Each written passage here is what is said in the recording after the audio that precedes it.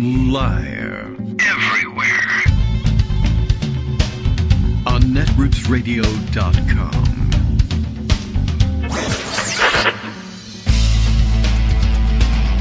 David Waldman. Kagro. In the morning. Now, here's David Waldman. Hey, good morning, everybody. How you doing? It's Tuesday, February 18th, 2025. Time to get things rolling once again. And golly, there's plenty of news. Just to bring you up to date on the latest conspiracy theory, because you always need to know what's happening in the minds of the weirdos who used to be dismissed as fringe figures, but who now run the country for whatever reason. The theory, I don't know where they got the idea that they wanted to start doing this, but I guess because it had something to do with money, they thought it might be fun. Doge, as you know, the dodgy folks over in Elon Musk's office, which may or may not be an office, we can get to that too in the next couple of minutes, have decided that it's necessary for them, having pushed their way into the Social Security Administration, Department of everything else, the Department of Justice, the Department of whatever vital statistics they want to steal, the Treasury building, et cetera, now have said, well, wouldn't it be fun to, just for the hell of it, push our way into Fort Knox? Yes. So the new idea is we have to audit the gold in Fort Knox, which I imagine there's probably already a system for doing, like they're guarding the gold, make sure the gold doesn't leave here, make sure we know how much gold we've got. You should be able to ask somebody, hey, how much gold have we got? But if you don't believe them, you got to go down and audit it. That's the purpose of an audit, I guess. But anyway, he got in his head that there needed to be an audit. And, of course, Rand Paul jumped on that and Mike Lee jumped on that because they love, their weirdo gold bugs. Yeah, we got to audit the gold in Fort Knox. And apparently Mike Lee decided to, or claims that he went to Fort Knox, I guess, to do this himself. He brought a pencil and paper and was going to audit the gold in Fort Knox. And you'll never believe it, they didn't let a member of Congress who wanted to go in and do this stuff go and do it, which is exactly what we found out like last week when members of Congress went to the departments that Doge was messing around in and said, let us in, we want to see what's going on. And they said, no, this one is a fort. And so they actually are maybe a little bit, less flexible even than the Department of Education in terms of who they let in the door. But apparently that is to no avail, although I'm sure you'll see that change soon for Republicans. But they have now progressed in their conspiracy theorizing. They won't let us in. That must mean what? Of course, that all the gold has been stolen. And I probably need dramatic music for that one. Now, you and I know, of course, that all the gold was stolen by Steve Mnuchin during the first Trump administration, and they took pictures of it. And you tell me why Steve Mnuchin decided to go and watch the eclipse. Was it 2018, the eclipse? Go watch the eclipse at Fort Knox. Like, wait a minute. It was more visible down south, but Fort Knox was an odd place. Given that you have a government jet and your own private jet, you can go watch anywhere. Fort Knox. Because evil laugh at the top of the roof of Fort Knox. Well, they're all looking at the sun and the moon, and I am stealing all the gold, I assume is what was going on. At any rate, they've decided that instead it's a different conspiracy theory. They're being blocked from going in there because all the gold was stolen by the Biden administration. You see, the old Sleepy Joe was carrying the heaviest thing he could possibly find, one by one, out of the Treasury. And the fact that the news has told us that Kentucky has experienced some devastating flooding in the last couple of days has been patched in there as well. The evil Biden-type people who control the weather machine flooded Kentucky so that they wouldn't be able to go and make it to Fort Knox and check to see that the gold had in fact been stolen by the Biden administration. You see how this all works.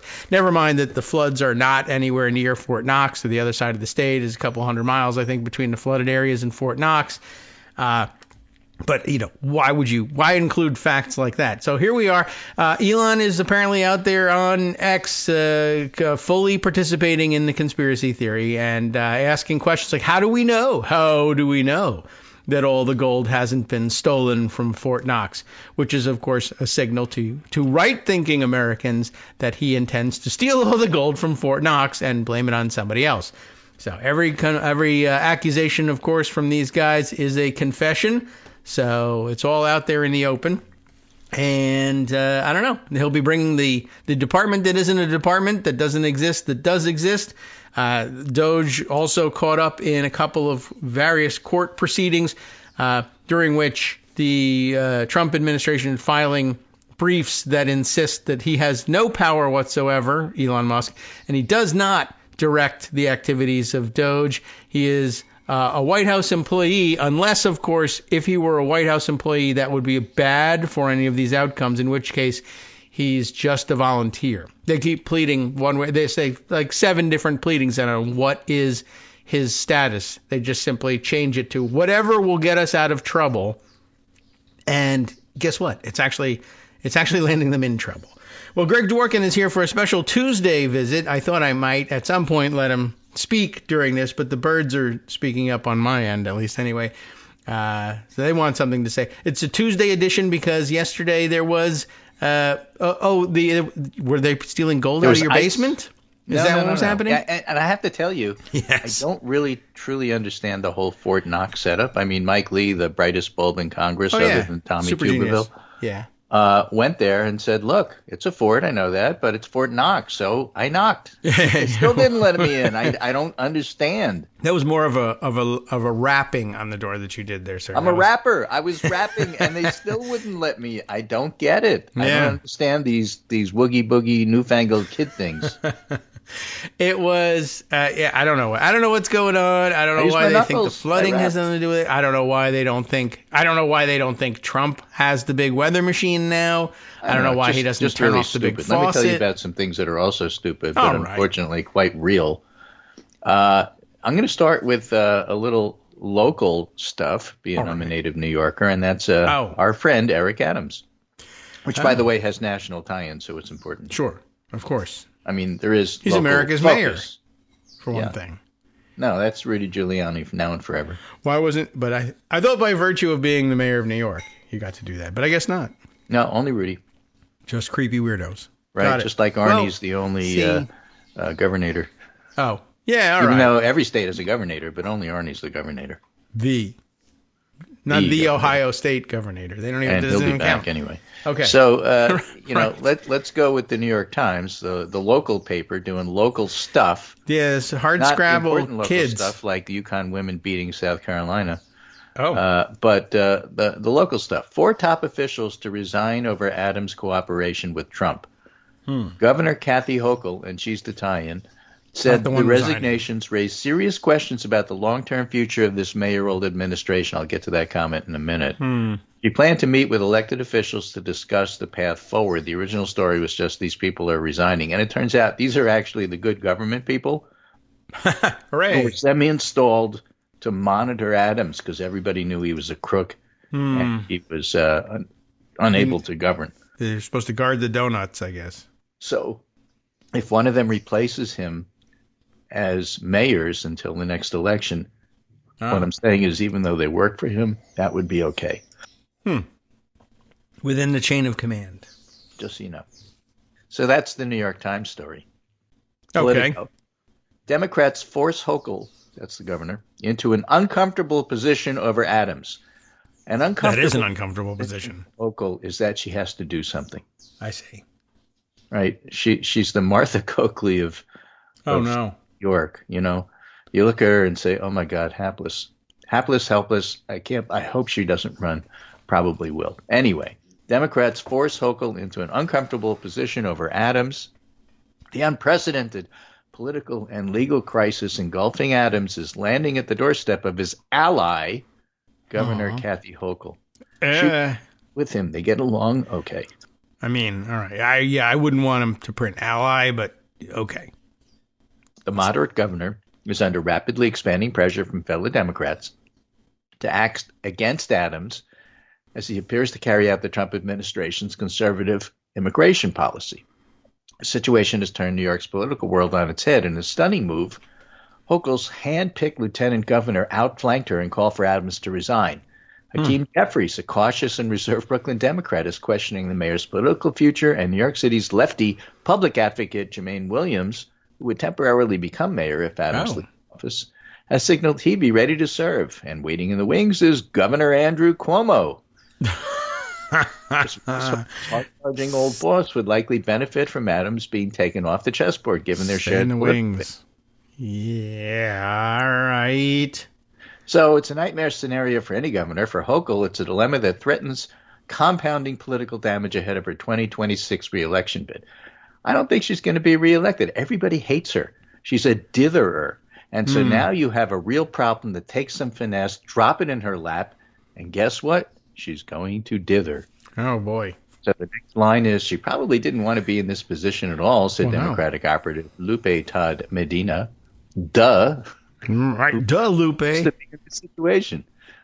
The appearance at Adams, the city's second black mayor, who was elected on a law and order platform, is essentially a puppet of the Republican president, has alarmed Democrats in Deep Blue, New York. The urgency deepened Thursday after former acting U.S. Attorney Danielle Sassoon, that was last Thursday, this past Thursday, right, resigned in a letter in which she wrote what amounts to a quid pro quo to aid Trump's immigration policies. And as I wrote in the Pundit Roundup the next day, that quid pro quo is a BFD. So reviews to carry out an order seeking to conditionally dismiss the case. But on Friday, 2 Justice Department officials submitted that motion to the court. More on that in a minute. So Adams' attorney, Alex Spiro, has denied Sassoon's quid pro claim and called it a total lie, except, it's like in writing. They were taking notes in this effing conspiracy. Right. The mayor has insisted he won't resign. The allegations are concerning and serious, said Hochul. It's a remarkable situation. She's made a point of working well with Adams on issues like public safety because she saw he was elected. He's law and order. She figured she needed those constituents. He has strong black support in New York. She figured she needed those constituents. Totally transactional, totally transparent. She's not very good at this, and she doesn't know what side to come on because at no point in her head or in her political career does she go, oh, why don't I do the right thing? That's not even on the table. So the article says Hochul will also need political cover if she were to remove Adams, whose base is composed of black voters. Some clergy leaders have signaled to Hochul she would receive backing if the decision to oust Adams needs to be made. That's all she needs. Yeah. I don't know why she needs more than that. I don't know. I'm not certain what she would be holding out for. So Reverend Johnny Green said the moves the mayor has made are totally unacceptable to us. We're out of options. Green has yet to call for Adams' resignation or removal, but he said the mayor's support has significantly dwindled, and at some point the levee's going to break. Al Sharpton thinks events need to unfold more. The mayor's case has not been formally tossed, and a federal judge's determination could once again alter the trajectory of the melodrama, and that's going to come up tomorrow and today. I see. Governor Hochul said, you can't ignore this. Okay, fine. I know you like to ignore things, but you can't ignore it. So, what do we have here? I don't know. Kyle Cheney, just in. Judge Dale Ho, not the same Ho that is MAGA. This is a liberal. Okay. Judge Ho has ordered DOJ and Eric Adams to court tomorrow because, and you'll love this one, David. Not to court one another. The motion to dismiss, which the DOJ said, we want to dismiss the charges against Eric Adams. Right. He was federally indicted for basically bribery. We want to dismiss the charges. So the Department of Justice, our federal Department of Justice, writes the motion to dismiss. It is going to be supported by defendant Eric Adams. And the motion to dismiss states, according to the judge, that, quote, defendant Eric Adams has consented in writing to this motion. Guess what? No such document has been provided to the court. This is David Waldman's bread and butter here. Yeah. Said they were going to do it. They said in writing they did it. There is no such document. It doesn't exist. The defendant is therefore ordered to file his consent in writing on the docket by 5 today. I imagine he'll consent. They're ordered to show up in court tomorrow to explain what the hell is going on. Nice. Yeah, leave it to the Trumpers to screw up the paperwork. Now, my guess is that, I think that's a standard thing. That was probably boilerplate that was left in there because everybody consents. But you do have to call the other people and say, we're dropping the charges. What I need you to do is consent to this motion in writing. Submit your own motion saying you agree. And so as too a layman, busy firing people. I'm looking at this and thinking, okay, I hired this lawyer to dot the I's and cross the T's. Wow. How the hell did they screw up? It's not my job to submit the document. It's the lawyer's job to submit the document. Yeah. Well, you mean the lawyer for Adams? If I'm Eric Adams. Oh, yeah. Right. No, well, but isn't Eric Adams' lawyer Elon Musk's lawyer? Maybe. I think so. I think Elon Musk and or one of the other people who were constantly in trouble just sent him one of their lawyers, a Trump lawyer, a Musk lawyer, whatever, and they said, go be Eric Adams' lawyer. Right. So as we talked about last week. And I think that guy actually also now holds a position in the DOJ as well, and so he's actually on both sides of the case. The acting agent, the acting administrator for Doge, because apparently they can't find one. Nobody will admit to being one. Well, maybe that was what happened. Was Eric Adams says, "You guys, what happened? You were supposed to submit the paperwork," and he's like, "I'm over here at the other table now. I'm submitting the paperwork that says we dismiss the case against you. You need your lawyer to sign the papers that say you accept the dismissal." Yeah, but you're my lawyer. Yeah, well, this used to be known as a conflict of interest, now. But not in 2025. Right. Or it used to be known as the Woody Allen scene in Bananas, where he cross-examines himself. Well, we haven't gotten to the wear your underwear outside part yet, but we're getting there. Man. Well, no wonder they couldn't get agreement between the two parties. They were represented by the same attorney. Right. Normal, so this one is written by Bob normal. Bauer and Jack Goldsmith. Executive Functions is the name of the blog. The White House counsel in the Adams affair, the root of the problem is at 1600, not 950 Pennsylvania Avenue. Is 950 DOJ? Yes. A good deal of excellent commentary is focused on the clash between Emil Bove III and acting U.S. Attorney for the Southern District of New York, Danielle Sassoon, over Bove's instruction to dismiss the prosecution of New York City Mayor Eric Adams. The bottom line is that Bove had the authority to issue his order. That Sassoon's letter and Bove's shifting and contradictory reasons for his order make plain that the Bove letters were pretextual cover for carrying out what Andrew McCarthy, conservative in the National Review, described as the president's interest to do a political favor for Mayor Adams. And that Sassoon and the lead trial attorney, Hagen Skoton, died in the will conservative who said, you can find some fool to do this, but it won't be me. That's what he said in his resignation letter. Gave well-founded ethical reasons why they couldn't carry out the imprudent directive and for resigning or offering to do so. Now, it's obviously a terrible episode for the Justice Department, the latest step in its transformation into an arm of government that carries out the president's political will. And in this post, we widen the lens from the Justice Department to the White House. The problem revealed by the Adams episode implicates a major fault line running through this administration, with the root of the problem not at Justice, but at the White House. Now, Trump says Trump denies he requested the Justice Department to drop the prosecution. Now, he could go ahead and deny it, but he hasn't submitted his paperwork for trial, so we reject that. So, yeah, you haven't rejected it on paper. Right? I mean, I know all about precedent. I read the news. First, communications between Adams and the Trump administration on the matter began with a letter from Adams' attorney to White House counsel David Warrington requesting a pardon. The Adams attorney was Alex Spiro. Spiro is Trump's associate, Elon Musk's go-to lawyer. So there you have it in writing. That's to what you said. Not that I doubted you, but there it is.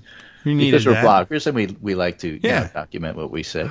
I'm not sure I know what the hell I'm saying. No, don't say that, because I assume you do. Second, soon after the communication, Bove at the Justice Department contacted Spiro and had several communications with him, and Bove convened a meeting on January 31st at Justice with Sassoon and other lawyers. Spiro and Spiro's colleague, William Burke, has become increasingly close to Trump. He's also at the same time the outside ethics advisor and apparently an author of the highly unorthodox conflicts policy for the Trump organization. We'll hire this guy. Yeah, why not? He sounds pure. Yeah. It was at this meeting that, according to the Times, Bove explored the ideas that would be the basis for his first communication to Sassoon whether the prosecution was hindering Adams' ability to help with Trump's immigration crackdown and whether the prosecution was politically motivated. Which raises the question, what are the laws and norms governing the White House communications with the Justice Department? They go through it in detail. Basically, this is not normal. So I just thought I would let you know. Thank you. But what's really interesting here is that New York City, in effect, has its own 25th Amendment. Oh. You remember the 25th Amendment? If, like, the president is nuts, you can remove him? Oh, well, I never heard of that because there's a nutty president now, and they've never done it. Right. Nobody's ever done it, but it exists. There's a codicil in it that says you can. I don't know. They said the 14th Amendment existed, and look what happened to that. And they said the Second Amendment didn't apply to individuals, but look where we are. Exactly. You know, but I'm just saying, well, I'm not certain the Office of New York City Comptroller. Yeah. Money. Right? Brad Lander wrote to Eric Adams and said, upon receiving the news that 4 of the city's deputy mayors have submitted their resignations, I sent the following letter to the New York City mayor. And the letter says, my office received news that 4 of the city's deputy mayors have submitted their resignations. Their departures would create an unprecedented leadership vacuum at the highest levels. This is more than a sternly worded letter, as you'll see. These resignations come in the wake of deeply concerning actions by DOJ asking the U.S. District Court to drop the indictments against you. As comptroller, yes. I am responsible for ensuring the city's fiscal health and management. And I am also a member of the Committee of Mayoral Inability, that's in capital letters, that's established by City Charter Section 10. And the 10. Committee of Mayoral Inability can meet and remove the mayor if he seems to have an inability to govern. Yeah, all right. But there it is, just like Kathy Hochul's ability to remove the mayor has never been used.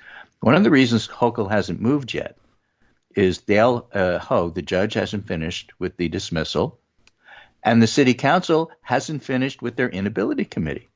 Okay. So she may wish these things to happen before she acts, but she's going to act. She has to. I mean, for political reasons. All right. I think that's a reasonable thing. I mean, what would have helped would have been if she had known that and said it. Yeah, well, she can't say it. Oh, well, she should file it in paper or something. I don't know. But somebody's got to write something. An unidentified spokesperson with her voice could report to the New York Times. Yeah. Right. Given the gravity of the situation, says the letter, and the chaos it is unleashed among New Yorkers, I formally request that your office promptly develop and present a detailed contingency plan outlining how you intend to manage the city of New York. Please provide immediate confirmation of your plan for appointing interim deputy mayors, key managerial staff, and anticipated timeline for stabilizing the administration, and do so no later than Friday, February 21st, 2025. Friday. By Friday. In the absence of such a plan, the resignation and the chaos created by the Justice Department may well constitute inability to govern, and should your office be unable or unwilling to formulate such a plan, I will seek to convene a meeting of the Inability Committee. And there is such a thing. Josh Marshall looked it up, and it says, yep, they can remove the mayor. All right. It sounds interesting. Were the 4 resigned officials members of that committee? No, I don't think so. Okay, I was just wondering because one of the things they say, I thought he was going to say, well, the 4 people who resigned, those are obviously votes that who would be votes for us in affirmation of your inability, but if they've resigned, they won't be able to cast those votes. I'm just reminded of the situation in early 2021, post January 6th, where once again the 25th Amendment got floated on the federal level, removing Trump post January 6th, but pre-inauguration of Joe Biden. But a number of the cabinet members were just resigning in between rather than wait out the administration. And then, I guess they just decided, well, we're not going to 25th Amendment him out with days to go here. We'll just wait it out. That's like you can't impeach after he resigns. Yeah, you can. And there's no reason why you shouldn't. Right. I mean, yeah, impeachment isn't removal from office. It's one of very few, but one of the results of impeachment if convicted. But impeachment is just the question of, did this guy do wrong?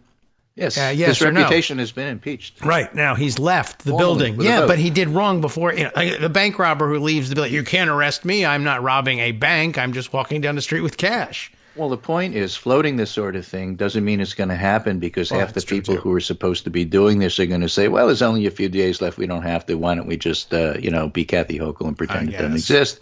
And maybe the problem will go away. However, this is more than the reason for floating it is to inform the public that this guy really should resign, and here's our public pressure to do so. Yeah. All right. Well, that's what this inability committee is. I don't know that the inability committee is actually going to be convened. It never has. But at the same time, they're very unable. It's telling the mayor, we have several ways to kick you out if you don't leave. Mm-hmm. We have this. We have the governor. And so, we also have public pressure because everybody thinks you're a crook. And by the way, you're going to take Trump and the DOJ down with you, which would be really sweet when we kick you out, because you deserve to go and you deserve to take them with you. Yeah, so let's make all the dirty laundry public. All right. Is that really what you want, Mr. Mayor? Yes. He's not a great mayor. He's a weirdo guy. Maybe he does. Maybe he just thinks this is all collapsing around me. I might as well take everybody else down with me too. Or that must be. I'll win because I'll just convince people they're all against me, including the voters. I guess so. Or this may just be, I don't know what to do. This is what happens around me, Eric Adams. People collapse and go down. And there's Andrew Cuomo on the sidelines, looking like Mr. Burns, washing his hands and saying, "Excellent." Yes, even though, look, nobody invited you back. We thought we were rid of you. I know nobody wants Kathy Hochul, but that was because we were assuming no one wanted you back too. All right. Well, he doesn't believe it. They never do. Hi, everybody. It's me, David Waldman. Yes, the same guy who interrupts you all the time. Interrupting you one more time just to tell you again, another reminder that your contributions are what keep this show on the air, and Patreon.com, Patreon.com, is still among the easiest ways to make the sustaining subscription donations that keep us afloat. Are you ready for the pep talk about how our Patreon campaign is still going strong and growing? Well, too bad. Yeah, the plain fact is we actually are headed in the wrong direction, and whereas we once had about 175 monthly patrons, we're now actually down below 150. Time to recruit some more. Not exactly the kind of news I wanted to share, but there it is. For those of you in a position to support the show, Patreon.com does make it easy to make those secure, recurring monthly contributions to do so. Patreon.com/KagroX gets you straight to our donation page. We've been through a lot together. The worst of the pandemic, we hope. The worst of the insurrection, we hope. So go ahead and treat yourself. You don't need an excuse. Give yourself the gift of a little something you enjoy in life. Support the show. And of course, if you happen to prefer using PayPal or even the Square Cash app, we're up and running on those options too. So thanks again, everyone, for all your support. We couldn't, or at least shouldn't, do it without you. Hope you'll be on board soon too. Thanks for all your support. All right, welcome back now to the Kagro in the Morning Show here on Netroots Radio. Greg Dworkin making his way back from the coffee station. So I thought since we started the show with Eric Adams, what we didn't do is talk about why I wasn't here yesterday, and I just thought I'd mention that because other people may be in a similar situation. We had a winter storm, as we are wont to do here in New England during the winter. If you want to. And it was basically only an inch or two of snow, but followed by freezing rain. And that's bad. Yeah. So there was a half inch of ice on all of the trees, the deck, the driveway. I mean, you couldn't go out. We have, I don't know if you have those down in Virginia. You often don't need them, but we have slip-on crampons that go over your boots. I had them in Iceland. Basically, ice teeth. Sure. And they work great. You have to wear it. You can't go out without them. Huh. So I don't own any that here. was okay. But unfortunately, this particular ice storm raising rain ice storm was also accompanied by high winds. So we had gusts up to 45 miles an hour. And the trees that were covered with ice lost a lot of branches. And one of the branches came down on the wire that goes from the telephone pole to the house. And it didn't bring down the phone or the internet, but it brought down the electrical wire. However, it was still live. So in other words, it pulled it from the house and was lying on the ground live, supplying power to the house. So we never lost power, but it draped over the driveway. So we had this live electrical wire draping over the driveway, blocking cars. Yeah. So we called the power company and said, I know you have a bunch of outages all over the state, obviously, but you should know that this happened. And they said, oh, that's really too bad. But here's the thing. Since that's a shame. You haven't lost power, we can't put you at the top of the list. I know it's live. I know it's dangerous. I know if somebody licks it or sticks a fork in it, they're done. Don't do those things. That's what happens with forks. Yeah. But because you haven't lost power, we got to deal with the people who lost power first. Okay. And I said, oh, so I stuck one of those orange traffic cones, which I happen to have, borrowed from the town, and stuck it in front of the wire so nobody would accidentally drive into our driveway and electrocute themselves. And I called our local electrician and told him the story and said, well, usually what happens is that if it's from the pole to the house, that's ours anyway, so we'll be happy to come over and fix it for you. And so they came yesterday, and I didn't know when they were coming, and I was afraid they were going to come during the show. They actually came in the afternoon. Took them about 2 hours, and they were able to hoist the wire back to its proper position, reattach it to the house, fix everything that was broken, which was great. Yeah. And that freed up the line from the driveway so that cars can now go back and forth. And what the electrician told me is that it was likely that if the power company actually had acted, the only thing they were going to do is shut the power off so that, you'd be okay. Right. And then leave it. And then he'd have to come out. And he'd have to come out anyway. Okay. And I said, but if they shut the power off, that would have meant that we had an outage, so that would have put us at the top of the list, right? And he just looked and said, I don't know. Yeah, maybe. I don't know. You have to call the Power Company Inability Commission. Yeah, something like that. So for all of you people who might be in a similar situation, and I've talked to a couple of people who were in that situation, turns out your local electrician is the one to call. Okay, saving you a step. Yeah, I could certainly see that. Well, we don't do the connection to the house. That's your guy. But then your guy says, but I can't do it until they say. If it's the pole problem, if it's more than one person, it's ours. Otherwise, it's yours. Now here's the thing. And again, why go through this whole story? This is in a microcosm. Remember, politics are stories. You have to tell stories to really appreciate what's going on. So this is like Sir Humphrey talking to Bernard in Yes, Minister. Do you appreciate the electric company and their role the power company played in this particular drama at your house? No. Do you think the electric company did everything they could to help you? No. Would you like to see government downsized? Okay. Yes. Okay, so when you have stuff like this happen, and you get mad at the electric company, you too could, in 2024, have been a Trump voter. Yeah, that's how this situation becomes such that voters can be seduced into doing the wrong thing.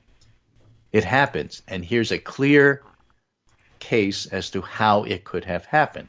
So this Wall Street Journal article I'm going to read to you, which I think is a really important article. All right. Trump voters splinter over his rapid shakeup of Washington. Some core supporters love his no-holds-barred approach. We know that. We decry them. We say don't even bother talking to these people. They're nuts. They're racist. They're everything. However, it's not all Trump voters. So in this article, they go on to say several swing voters are taken aback at his early moves. And some of the write-ups about this are just fascinating. You know, I'm fascinated by people who do the wrong thing but are basically good people.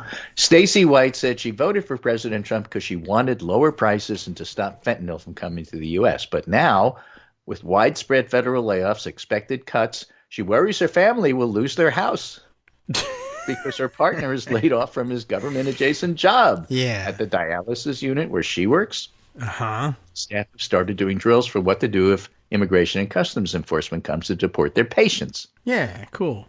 When we said safer borders, I thought he meant let's stop the drugs from coming. I didn't know he was going to start raiding where I work. Oh, no. Why didn't you Said listen? the woman whose face was eaten by the leopard. Right. She said she didn't believe he would actually follow through on some of the more hardline policies he touted during the campaign. And now I'm like, dang, why didn't I just pick Kamala? And she happens to be from Nebraska, which is a electoral vote. Referring to the former vice president and last-minute Democratic nominee. A poll released last month by the Wall Street Journal found that most wanted a tempered, less assertive set of policies than Trump promised. Oh, I see. This is one of those things where I want to hear about the things I like he said he was going to lower prices, and I'm stupid and naive, and I want to ignore the things that he clearly stated he was going to do with documentation. Because I didn't really think he was going to do that because I don't want him to. Yeah. And so that's how I'm going to vote. Well, that's not a good way of voting. You shouldn't. I can appreciate to some extent the idea that, he's not going to be able to accomplish things. Sure. But then, if one person says, I want to accomplish these terrible things, and you say, I didn't hear you say that, and the other person says, I'm not going to try to do those terrible things. I'm going to do some other nice things. It wasn't like Kamala Harris wasn't saying, you know what, with prices, F it. I say go up. We're going to do whatever we can to raise prices. She was likewise saying, no, we're going to do what we can to bring prices down. You want prices brought down? I have a feeling you'll find bipartisan agreement among the candidates about whether or not they want to bring prices down. But you didn't want to hear it. And everybody, of course, believes that it's secretly because you kind of did want raids. Yeah, right. Emily Anderson from Duluth, Minnesota, always considers herself a Democrat, but backed Trump after Kennedy dropped out of the race. Well, now that's when you're not a Democrat. Anderson aligned with Kennedy, particularly the focus on getting toxins out of food. He's now Health and Human Services Secretary. Yeah, right. I want that, too. Anderson, who works with disabled adults, said Kennedy's government role is the only bright spot for me, but otherwise it's the biggest mistake of my life. She's horrified by Trump's focus on deportations and use of Guantanamo to hold migrants. She alleged that Trump had been too focused on ridiculous, flashy moves such as banning paper straws and renaming the Gulf of Mexico. Her daughter's occupational therapist has stopped taking new patients over fears the practice will have its federal funding dry up. I feel stupid, guilty, regretful, embarrassed. I'm absolutely embarrassed that I voted for Trump, said Anderson. So, again, don't yell at folks like that. I get that she was seduced by Kennedy. That's all right. A lot of people were. They remember the name. They like the idea of no toxins. They don't think. I mean, I like that idea, too. I just didn't think he was going to do it. But seduce him back. Okay. Don't yell at him. About a third of Americans support all or most of Trump's policies and plans. A third of Americans. That's not very much. 17% of those surveyed said they support some and don't support the rest of it. 47% of Americans oppose all or most of his plans. So half the country doesn't like what he's doing. That 17% wins and loses elections. That's the 17% you have to focus on. All right. Well, I know how What to about say the to MAGA them. people? I will say to them, Evelyn, you're still missing the cutoff man. Could you try to work on that for next season? Yeah, which is especially important because you're our quarterback.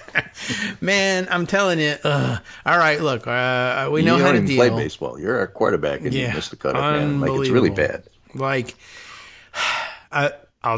We'll coach you through. But yeah, all right.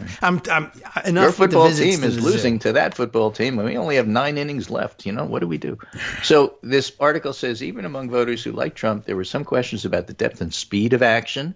So there's another angle that Democrats can take when trying to persuade Republicans that they're not back in the right horse. I don't know, man. Depth some question Trump's plans for large-scale deportations, urging him to keep a narrow focus on criminals. So that's where you publicize the fact that the people at Guantanamo haven't been charged with anything. Others mention dramatic government cuts, funding freezes, championed by Musk. Focus on Musk. Nobody likes him. True. Some minority voters cheer the end of diversity, equity, and inclusion hiring practices, but worried about a rise in discrimination. Hello. But again, what did you think there's another important article that goes with this that perhaps we'll have time to cover today. Yes, we will. From the Atlantic, how progressives broke the government. We'll get to that. All right. This one is simply, how people react.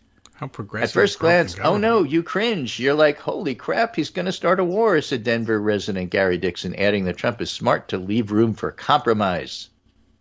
I'm not Dixon, sure what that means. A 66-year-old telecommunications contractor, says he's enjoying Trump's early days, the steamroller part, but that's unsustainable.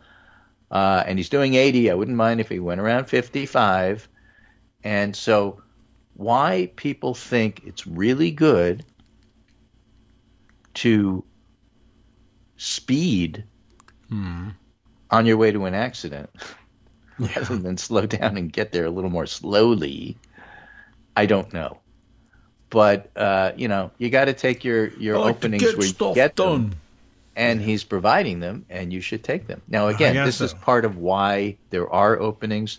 This is an article in The Atlantic by Mark Dunkelman, who's written a book about it, therefore it must be correct. How Progressives Broke the Government, Democrats' Cultural Aversion to Power has Cleaved an Opening for Trump.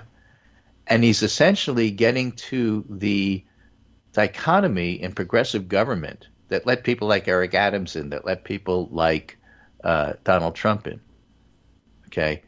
And the idea is government should have the power to do things, but government needs to be restricted so that they don't get too powerful. They should write that down. Government should fix the city skating rink, but you have to put in environmental checks, and you have to cross this line, and you have to jump this hurdle, and these hurdles are good because then bad things won't be done, and the end result is nothing gets done. And so there's a faction, there's a part of thinking in progressive politics that says government should be muscular enough so that they can do things like give a skating rink to the people. Mm-hmm. And there's a part that says, but with checks and balances to make sure they don't get too powerful. That's never been resolved. It never is resolved. Well, no. It's a healthy dynamic. Yeah. But when it leans too far on the side of we have to stop government from doing anything, it means that government can't do anything. And normies look at this and say, I don't want that. Mm-hmm. I'm voting for the other guy who says he's going to cut through all that bullshit and get stuff done. Then you get Eric Adams and Donald Trump. Right, and then it doesn't get done. And it's still, that's another story. So they put in a Democrat, and they still get frustrated. Right. Then they put in a Republican. But this is what happens. And you have to cut through some of the bullshit. You have to get rid of some of this stuff. Maybe you don't need every single environmental thing. Am I for the environment? Yes. But not to the point where you can't get stuff done that you think should be done. That I'm not talking about drilling in Anwar. I'm talking about building or repairing a skating rink in it. A highway in the city or a skating rink in the city that's already been in use. Mm-hmm. Yeah, I mean, I guess on the small scale, some of that stuff gets bogged down, but stories make politics. Yeah, I guess so. I mean, and they go through the whole story of an actual skating rink and how an outside contractor was able to fix it for a sixth of the cost that the government was never able to do. And so the author writes, the tension between these two ideas, Louis Brandeis's Jeffersonian impulse to push power down and Teddy Roosevelt's Hamiltonian impulse to push it up, became the most consequential divide within progressivism, capital P, political movement. Faced with the pernicious influence of monopolistic corporations, for example, the two camps were at odds over whether to prioritize efforts to break up trusts, enabling competition from below, or to subject corporate behemoths to more stringent regulation from above. Mm-hmm. The Jeffersonians scored a handful of major victories before the First World War, including breaking up Standard Oil, but in the decades that followed, progressivism's Hamiltonian impulse came to predominate, advancing the notion that big, powerful government was the key to doing big, important things. So the New Deal. Okay. And while the Jeffersonian impulse didn't fade entirely, The Progressive Project largely sought to empower what many would come to call the establishment.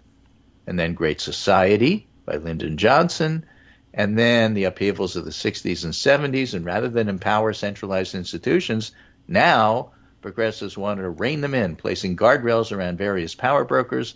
They didn't want a Robert Moses to come in and bulldoze minority communities to build a skating rink. Right. You can understand why these things need to be in tension, and that the ability for government to do everything is not necessarily good. But the movement on a whole became culturally averse to power. They didn't want to see it used. Then you get NIMBY, and you can't do anything. And, again, regular people step back and look at this and say, I'm not voting for this. I just want the damn rink built. And so, that's the opening for Trump. And if you don't understand it, and if you don't address it, Trump is still going to turn to the voters and say, don't listen to these people. They can't get anything done. They never do. They're just a bunch of talk, and all they want to do is put up roadblocks. That's a very effective political argument. I guess so. But why don't you justism?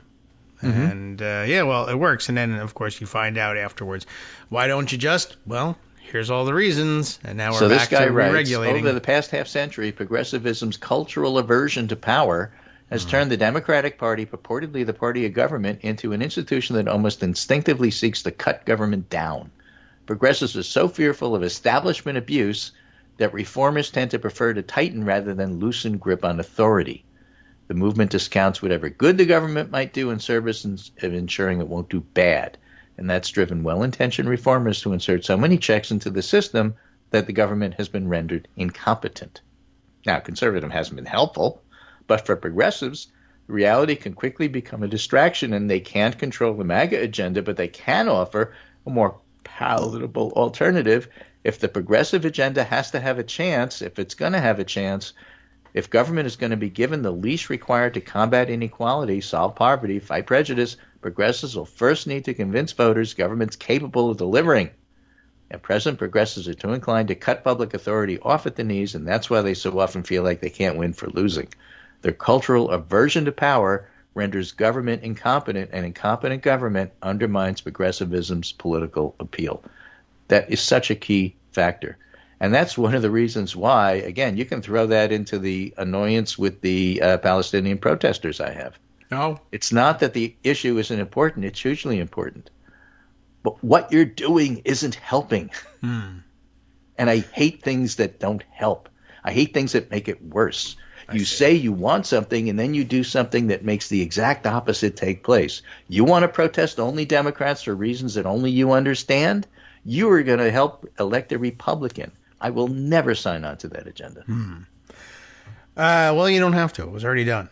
Yeah. Without your consent. Now, if you had to do the paperwork. Yeah, but you'll be there to sign the paperwork if they dismiss the case. At least we'll have you be able to do that. Yeah, I get it. Not exactly written for the normie audience, but to explain to the smarty pants audience what your normie neighbors are thinking about a maybe skating rink or any other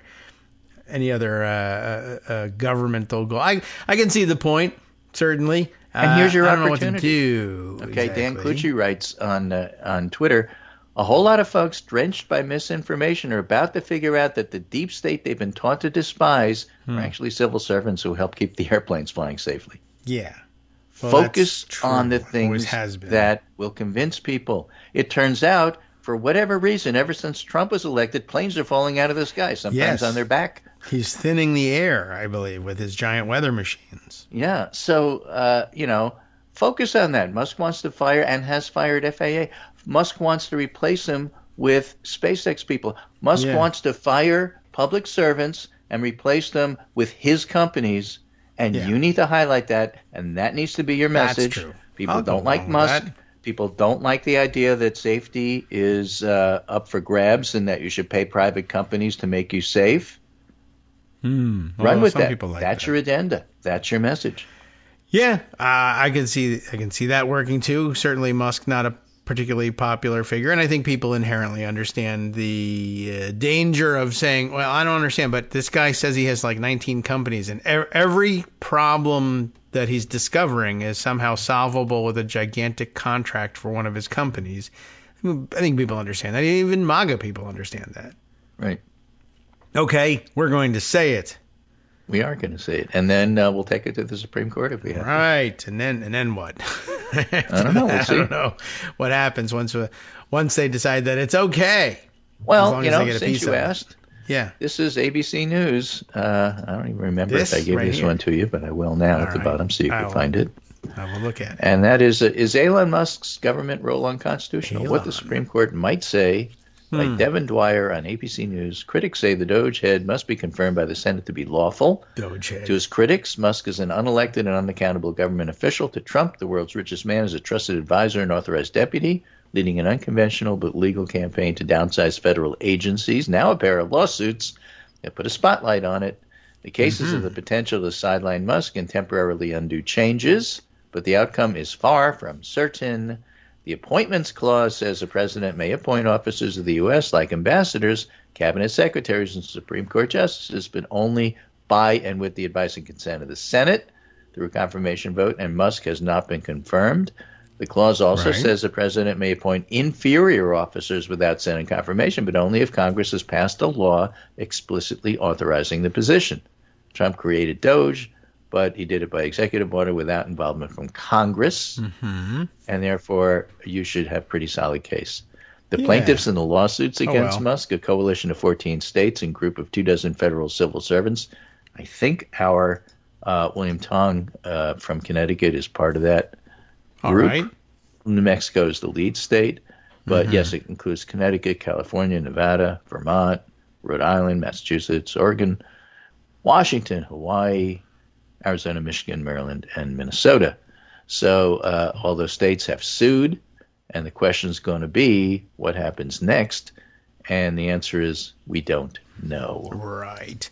Yeah, we don't. There's been a little bit of action on that case, and it was interesting hearing you describe this whole thing about, well, if you're going to appoint somebody, clearly they have to be assented to by the Senate, or you can appoint some inferior officers to different places as long as Congress has specifically authorized it, which is among, I guess, one of the examples of hasn't been that long since the Supreme Court told us, no, the president can't simply just order that stuff. That's a major question. And there's a now invented major questions doctrine. You can't just simply order these things.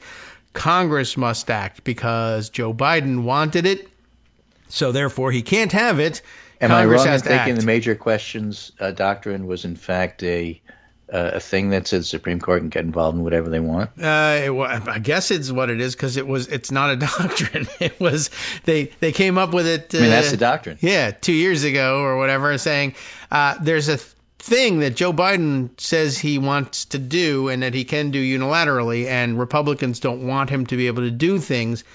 What will be the reason why we say this is not allowed? And the answer is, well, there's a thing. You see, this is a major question. It's a major award. I thought it was along the lines of, look, everybody knows this is up to the states, and the Supreme Court said, no, this is a major question. We need to stick our nose in it. Right. Well, what they did was they stuck their nose in to say Congress I'm just looking at it as a layperson. Has to speak to this. And now here, of course, big, strong daddy dictator has said, no, I can do this on my own. And everybody's just waiting for the same group of Supreme Court justices to say, this is maybe this is a minor question. There's a minor questions doctrine. Minor questions are okay for, minor questions like firing 1/3 of the government, closing the treasury, stealing the gold out of Fort Knox, whatever. All these things are drug minor. Inspectors, firing the team that keeps you safe from epidemics, firing maternal health workers. Stuff they're doing at CDC, NIH are just unconscionable. And by the way, if that doesn't tickle your fancy because you're anti-science, well, how about the people at the FAA? Because planes literally are falling out of the sky. Yes, for some strange reason, this keeps happening over and over again. I don't know, and people are sensible in saying, well, it can't really be. Donald Trump isn't ordering them to crash. No, but I mean, and it may not even be the changes at the FAA or what's causing it, but it is happening, and you wanted a story, and the story is that planes keep falling, and this guy keeps saying he's going to run a tight ship. And it's not happening. And the price of eggs isn't going down. So, I don't know. We'll see. By the way, this 14-state lawsuit has landed before. It's brought in D.C., of course, because it's a lot of federal questions involved. Landed in front of a judge. Major questions? We'll see. It depends on what the judge does with it, I guess. If the judge does what the 14 states want, then yeah. Then it turns out it was a major question. And they'll leave it to Congress, I guess. I don't know. Or maybe they'll reverse that whole thing and say, no. The major questions doctrine is hereby overruled, or the things that he did weren't major questions, because the judge that got this case is Tanya Chutkin. So she was previously busy. Then they cleared her docket. Now, they could have got another judge if she had remained busy with overseeing the federal criminal cases against Donald Trump. But now that those things are dismissed, do you know what she said? She was free. What? She said, I work weekends and holidays. Bring it. Right. Yeah. She did. I mean, she said that. And remember, Elon Musk said that was a superpower, working on the weekends. So there we go. And so they've got it now. The bad news is that Judge Chutkin said she was initially inclined not to grant a temporary restraining order against Musk and Doge and all of this, because she said, well, the requirements are that you have to show this irreparable harm. And you've claimed lots of things that might be harmful, but I don't get to the irreparable part. You need to do more paperwork on that one. So she's not granting them what they want initially, but she is putting them in, and at least bringing them into court and reviewing their decisions as things go on. And it's going to irritate Donald Trump that this landed with Tanya Chutkin, but. They could have kept her busy, but they didn't. And now she's free and she could take the case. So we'll have to see whether or not she thinks there's major questions involved, and it'll be an open question because nobody's ever made any decisions under this open or major questions doctrine because it's brand new and they made it up just recently. So she'll have the first crack at it, I guess, just like she had the first crack at the immunity questions. Tanya Chutkin is an enormously important figure in the federal judiciary, it turns out. First to interpret the presidential immunity cases and first to interpret major questions doctrine. What luck. All right. Well, thank you for coming by today. I'm glad everything is back in shape. Glad I could. And I'll see you live again on Thursday. Right. We'll have to You're skip not over live tomorrow, but right. I'm not I'll alive be back at Thursday. all. Yeah. I'll be resurrected by then. Terrific. See you then. All right. Welcome back now to the Kagro in the Morning Show here on Netroots Radio. Gosh, there's an awful lot. And somewhere in here, buried in Pocket, which really needs to do something about the way you can tag the things you park here. I mean, I don't know what they can do about the fact that Blue Sky is apparently JavaScript heavy, and for that reason, I don't know why this would be, but that's what it displays on the screen. It won't tell you what the post that you've linked to actually has in it.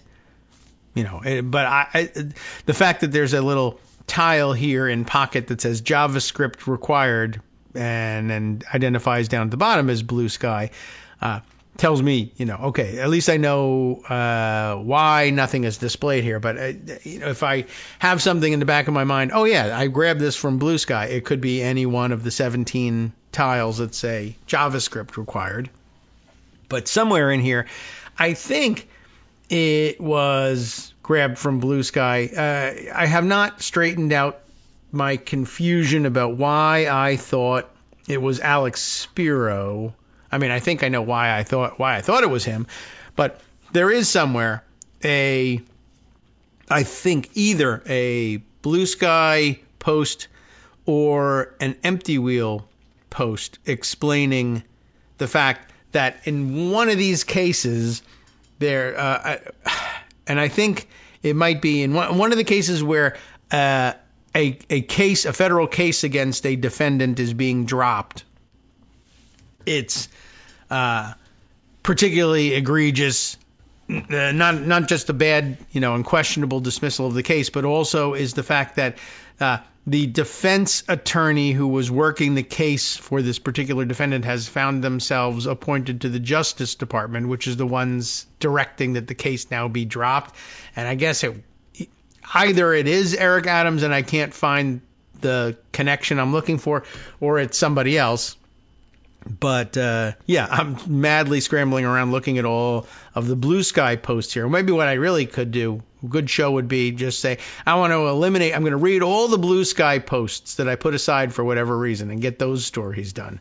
And maybe that's a good topic for tomorrow if I'm able to pre-record something for you in my absence.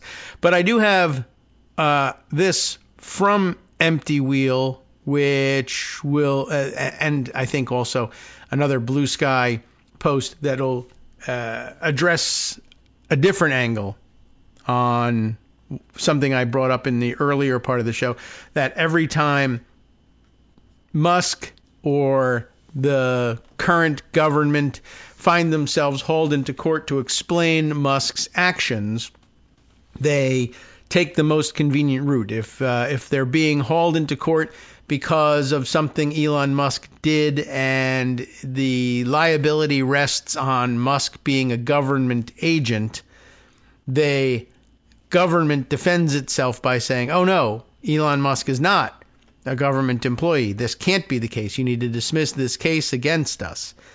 Whereas if they're trying to get something done and people are suing back and forth and people say Musk didn't have the authority to do this, the government is in court saying, oh, yes, he did. He is a very high-ranking government official, and it says so right here. And very few people noticing, I guess. At least Marcy is among them, but a couple people are noticing as they're tracking the multiple cases. Hey, in this one, you filed a sworn document saying that Elon Musk is a high-ranking government official. In this case, you submitted a document swearing that he's no kind of government official. Both can't be true, but one of the problems is, well, they both have to be made in front of the same judge, and it's not an easy thing to say, well, in a different jurisdiction, in a case that's not before you, they did say the opposite. You can bring that evidence, you can make it a part of your presentation, but it's not necessarily outcome determinative. And of course, if you have pleadings that say two opposite things, then you still have to resolve them. And we can't be sure how they will be resolved. But let's see. The first thing I had was the way these things are positioned suggests that this might have been yes, it was Sarah Posner suggesting this problematic issue, having grabbed or having addressed one particular issue here. I guess it's attached to it as a Substack type posting by Andrew Torres.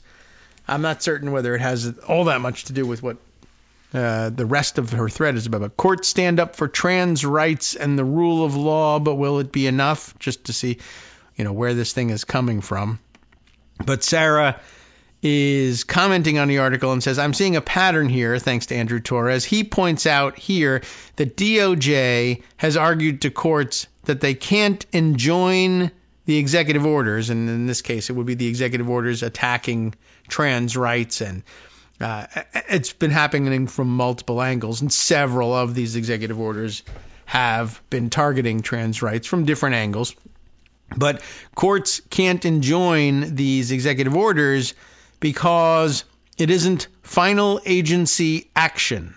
And she does say here, spoiler alert for the article, courts do disagree on occasion with whether or not executive orders can be enjoined. But you see the another pleading in the alternative situation here for the government.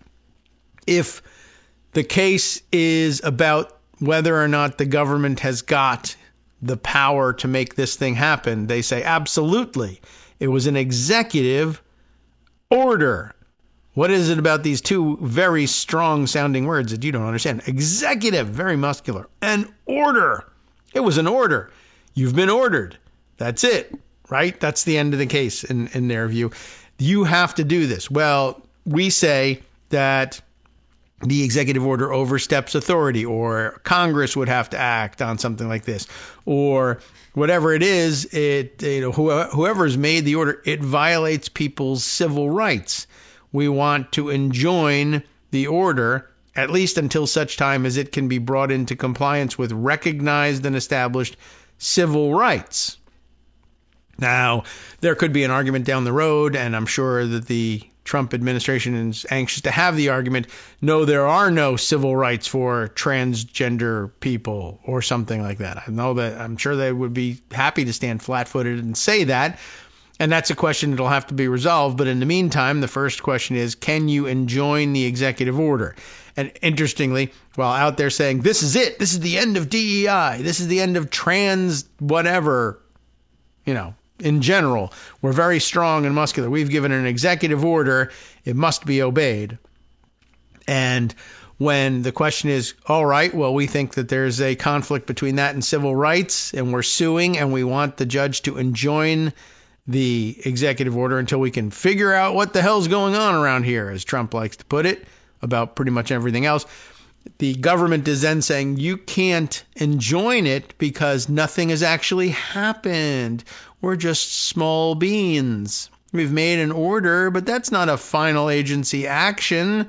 That's just a request from a nice president asking, and very often that is the case. We signed an executive order. What does the executive order say? The executive order says, we'd like the agencies to find a way to do a thing. We're just small beans asking for help from the big, powerful agencies. You are ordered to do this. Now, the agencies are complying just fine. That's the problem. So we want to restrain them from doing so until we figure out whether it's in compliance with the law and the Constitution. No, you can't, because all we've done here is suggest things. And the only things that would be subject to a injunction from the courts would be final agency action. And that's not this. I.e., what we're saying is, if it'll get us out of trouble, then it's not a final action. If it'll get what we want, then it is a final action, and you have to do it, just like they do with Elon Musk. So Sarah goes on saying, let's see, I think she's quoting herself as well. I see a pattern here. Andrew Torres points out that DOJ has argued that courts can't enjoin executive orders because they're not final agency actions. And she also notes here one of her own previous posts on Blue Sky. I'm recalling news articles where the teenagers were reported, that is to say, the dodgy lost boys, the teenagers were reported to have said to career civil servants standing in their way, do you want me to call Elon? So let's gather the transcripts of hearings where DOJ lawyers tell judges in open court that he has no real authority. I'd like to see those things happen, but, we'll see whether they have any bearing on the very narrow slice of questions of law that are presented to specific judges. They don't always appreciate the idea that they have to consider evidence introduced in someone else's courtroom in some other case. It's not always admissible or relevant. Anyway, Sarah goes on to say, now the Trump administration has filed a declaration in the state AG's case, the one that Greg told us about, the 14 states, before Judge Chutkan, stating that, quote, Musk is an employee of the White House office. White House office. I'm not even certain what that is. And it is also a special government employee. We've heard that terminology bandied about several times in the last week or two. And an advisor to Trump, but an advisor who has, quote, no actual or formal authority to make government decisions himself, which is then, therefore, odd that these teenagers, when denied access to whatever it is they're looking to raid, say, do you want me to call Elon? And lifelong government employees who wield or used to wield an enormous amount of power inside of their agencies are cowering and getting out of the way. Please don't call Elon, because They're meant to recognize that he's big and powerful and can get things done. Not like those namby-pamby progressives who debate the various stakeholders' positions before deciding something among themselves in collective fashion. This is about getting things done. That's how you know he's powerful. Oh, well, someone else who's powerful is a federal judge, and they say, well, if this is an open question about whether or not people's civil rights are being violated, bring me the players. You got the people who say their rights are being violated, and bring me the guy who's violating their rights. That would be, as I read it, Elon Musk. I want you to bring him in here before me. That's the kind of power I have. And even in the Elon Musk circles, they realize you don't want to be there. You don't want to end up in front of the judge. You don't want to be answering questions under oath in ways that can land you in trouble because you are normally a BS artist, and you're going to get yourself in trouble with perjury if you give these weird, meandering, half-truth answers. So how can we make sure that you don't go? We'll have to tell the judge, I know you're looking for the people who violated these nice people's civil rights, but it's not Elon Musk. He has not the power to do so. He is a small bean. You're looking for, I don't know who. We've got to find somebody who's going to take the fall for you. And then sometimes they come up with the really wacky answer. You're thinking of the agency administrator who's standing in the teenager's way. He's the big bad guy that you need to be calling in here. No, but he wants to protect the civil rights of these people. So as between those two parties, we can dismiss this case. No. We'll get you somebody. So anyway, Sarah points to the pleadings in the case before Tanya Chutkan, in which they now actually are saying, oh no, Elon Musk has no actual or formal authority to make government decisions himself. The thread goes on. Chutkan heard a motion for a temporary restraining order yesterday and is expected to rule today. Clearly, what the administration is trying to do, like they did with executive orders, is to say that there's nothing to litigate against Musk because he has no power. Recall that they claimed that the executive orders could not be challenged in court because they weren't final agency decisions. Right. Again, situational. Whatever we call these things, what are they? What powers do they have? They are and have whatever powers we need to tell you they have in order to get our asses out from this situation. In this case of Musk, though, Sarah continues, if he has no real authority, well, under whose authority are the teenagers acting? And we got a chance to use our acting tape there. I wonder whose authority are the teenagers acting? Good question. And now, have career agency officials been forced out of their positions by Musk? By Dodgy? By Trump? By the teenagers? By whom? The government further claims in this screenshotted affidavit, the U.S. This is a good and confusing one. The U.S. Dodgy Service. Remember, they said, we're going to call it the Department of Government Efficiency. Well, it's not a department. All right, well, we're going to take the U.S. Digital Service, and we're going to change the name of it to the U.S. Doge Service. And so it's not a department, but now we still get to keep the acronym, and it's an entity. It has corporeal form, I guess, in some, or at least corporate form, I guess you could say. So, ready for this one? The U.S. Doge Service, according to the government affidavit, is a component of the executive office of the president. All right, so maybe that's where the power emanates from.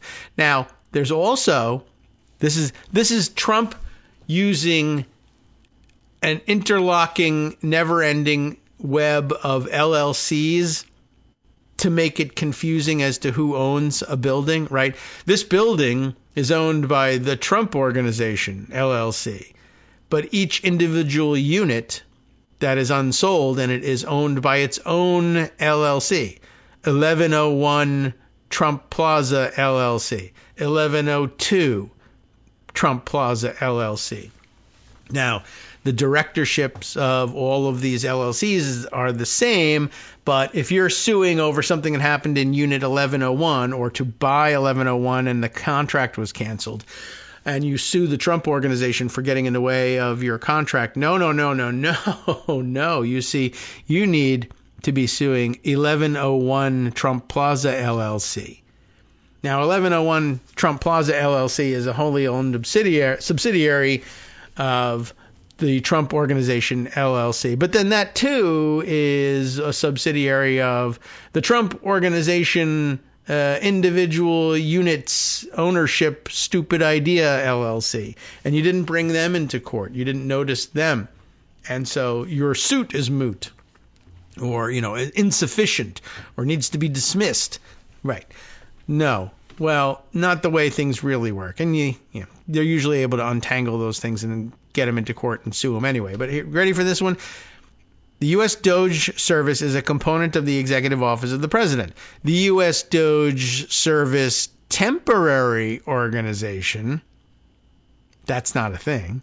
But now it is. And it is a component. It's within the U.S. Doge Service. Now, both, they claim, are separate from the White House office, which, again, I'm not even certain what that is. Is it the Executive Office of the President? The White House something office? I don't know what White House office is supposed to mean, actually. Mr. Musk is an employee, they say, in the White House office. He is not an employee of the U.S. Doge Service or U.S. Doge Temporary Organization. Mr. Musk is not the U.S. Doge Service Administrator. He is an employee of the White House office. And in this case, they're basically sitting there saying, if we admit that Elon Musk is in any way associated with Doge, whatever that might mean, and however it's defined and whatever subsidiary we're talking about, then we're going to be in trouble and we're going to lose this case. So they have to sit there flat-footed in front of everybody. The whole country who's paying any attention at all knows, oh yeah, Doge, that's the Elon Musk thing. They are standing there saying, no, it isn't. It has nothing to do with Elon Musk.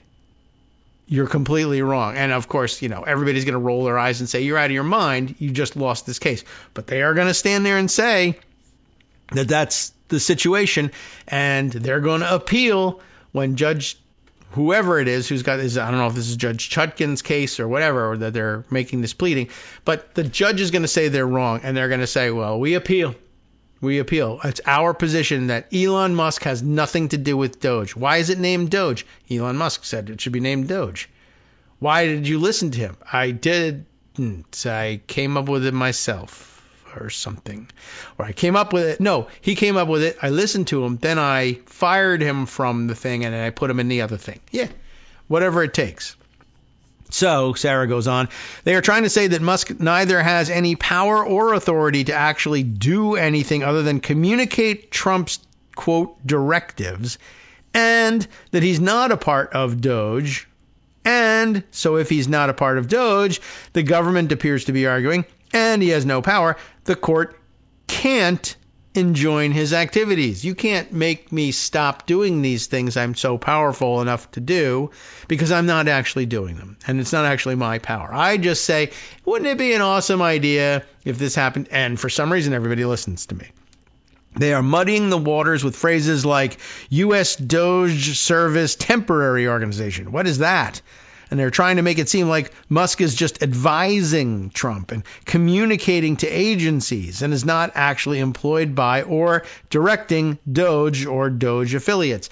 And that might even be the case, only because he's a billionaire, centibillionaire. I don't need to be employed by the government in order to live and do this. Most of these laws were, of course, all designed to deal with people who had to be paid for a living so that you could actually hold them accountable. If this guy just says, well, I'm just a volunteer running around saying important things and you can't take away my salary, I don't care about that. But I also can claim when convenient not to be an employee because I don't get a salary. And that's part of the definition. So leave me alone or something like that. So all about muddying the waters. Again, if Musk isn't in charge of Doge or employed by Doge, why is he acting in public like he's in charge of Doge? All the evidence points the other direction, even if he's not getting a salary. And of course, that shouldn't even enter into the calculation because everybody knows one thing they know about him is he doesn't need a salary. So that's, an all too convenient escape mechanism. Now, Marcy wrote about it too. I know this is actually pretty weird and complicated, and it makes a certain amount of sense. And I don't know, maybe you get the concept the way Sarah explained it. But why not muddy the waters about muddying the waters by reading something from Marcy? Why Elon Musk can't run Doge, sick, as she says, anymore. That's her way of dealing with the idea of the D being a department, but it isn't. So what's going on here? Yesterday, Judge Tanya Chutkan had a President's Day hearing. They were supposed to be closed, right? Federal holiday, but she had a hearing anyway because she works weekends and holidays on a lawsuit challenging, we'll go back to our pronunciation, Dodgy's actions, while she reportedly seemed inclined not to grant an emergency restraining order. She did order the government to provide her with two pieces of information. Sounds like a simple request. How many people had and were going to be fired? So how many people have been fired here, right? Important question. And secondly, what is Elon Musk's status? Two very necessary questions, two relatively easy questions. I might not be able to nail down the number of people fired, but give me a ballpark. And who's Elon Musk and why are we listening to him? In a response and declaration, two separate documents, both linked here, the government blew off the first question, how many people were going to be fired? Who cares? Just don't answer. But on the second question, who's Elon Musk? What's his authority? They denied that Musk has the power of Dodgy. He's just a senior Trump advisor, one solidly within the White House office, whatever that might mean, and so firewalled, in fact, from the work of Dodgy, yet still protected from any kind of nasty disclosure requirements, right? I don't run Dodgy, so one, you can't sue me over what they do, and two, I don't have to give you any kind of financial disclosure. So now a quote from one of these two documents. I don't know whether it was the response or declaration, but they go hand in hand. But as the attached declaration of Joshua Fisher explains, Elon Musk, this is all from the document, quote, has no actual or formal authority to make government decisions himself, unquote, including personnel decisions at individual agencies. Now ask all these people why they aren't at work today, and they'll all say, Elon Musk fired me. Let's get to the bottom of that. So this is from the declaration, it looks like, given the notations here. He is an employee of the White House office, not USDS, the U.S. Digital Service, or the U.S. Doge Service Temporary Organization. I guess now USDS was the Digital Service, now it's the Doge or Dodgy Service. So again, Elon Musk is an employee of the White House office, not Dodgy or the Dodgy Service Temporary Organization, and he only has the ability to advise the president or communicate the president's directives like other senior White House officials. Moreover, defendants, the administration here, are not aware of any source of legal authority granting USDS or the U.S. Dodgy Service Temporary Organization the power to order personnel actions at any of the agencies listed above. So all the people who are here suing to get their jobs back because they said Dodgy fired them, well, they're all wrong. Somebody else fired them. Well, who was it? I don't know. All I know is it's not the person you're suing, so the suit ought to be dismissed. Okay, are you just going to say whoever we bring into court here is not the person, and you're just going to say, it's not me, it's him. It's not me, it's him. It's not me, him. We got to find a way to call this to a halt. And if nobody will take responsibility for it, you're all hired again. In fact, you were never fired to begin with, and they owe you back pay. Well, we don't like that outcome either. Anyway, neither of the president's executive orders regarding this Dodgy thing contemplate, much less furnish, such authority. Isn't that interesting? This is, again, the government's pleadings here. None of the president's executive orders did. It wasn't the president who fired these people either. We don't know. We don't know who fired anybody. See the executive order entitled Establishing and Implementing the President's Department of Government Efficiency, and the one entitled Implementing the President's Department of Government Efficiency Workforce Optimization Initiative. The government's claim here is neither one of these executive orders gave Elon Musk or anybody else the authority to do the firings, and yet all the firings are happening. It's so strange. Marcy goes on to say the statement is quite obviously an attempt to retcon the structure of DOGE, one that Ryan Goodman has already found several pieces of evidence to debunk. And perhaps we ought to read some of those pieces of evidence.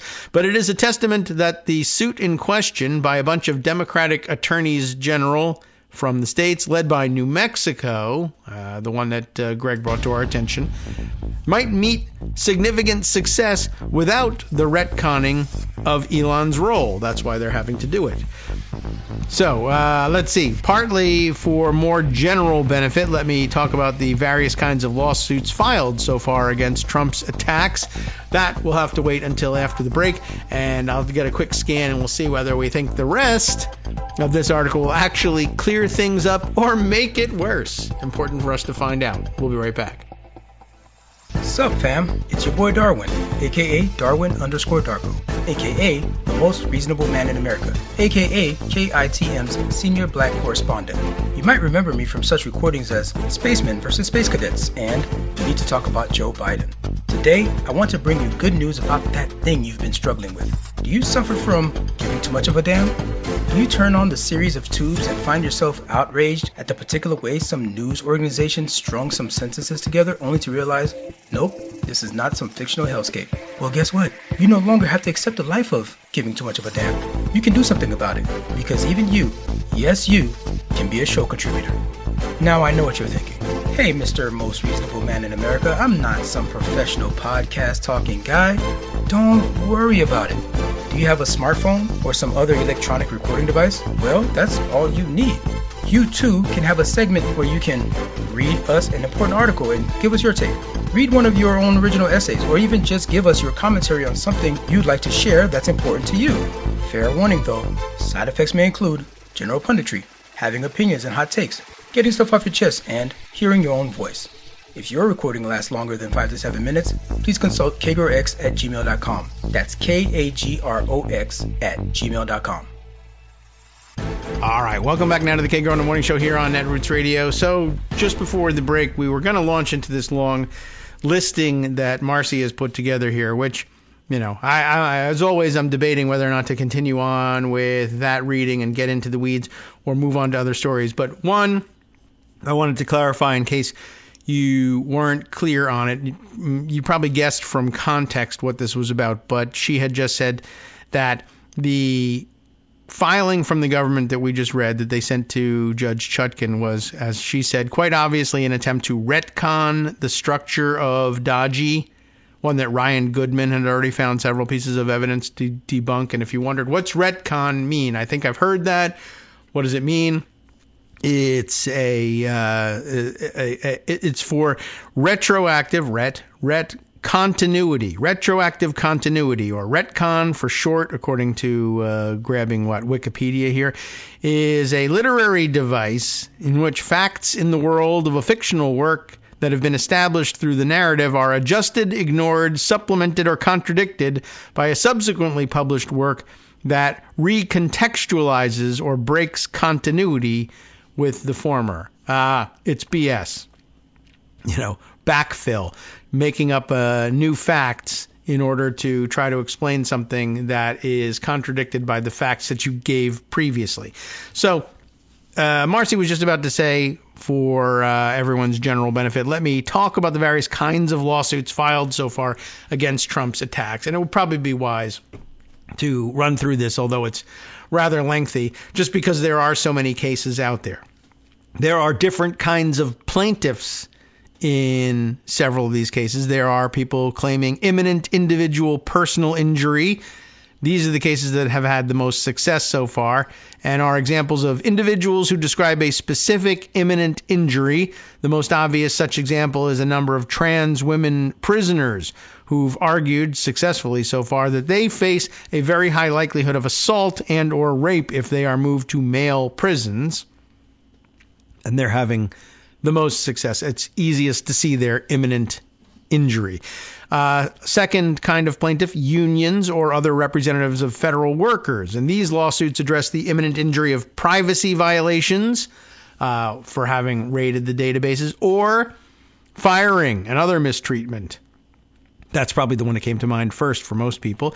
The most successful and eye-popping so far has been the American Foreign Service Association lawsuit challenging the USAID shutdown, in which a Doe employee, an unidentified anonymous employee, yesterday provided another horrifying declaration describing another instance of a pregnant woman being deprived of promised Medivac, and another from a woman in South Africa running up debt taxpayers will have to pay and about to lose access to electricity on the compound.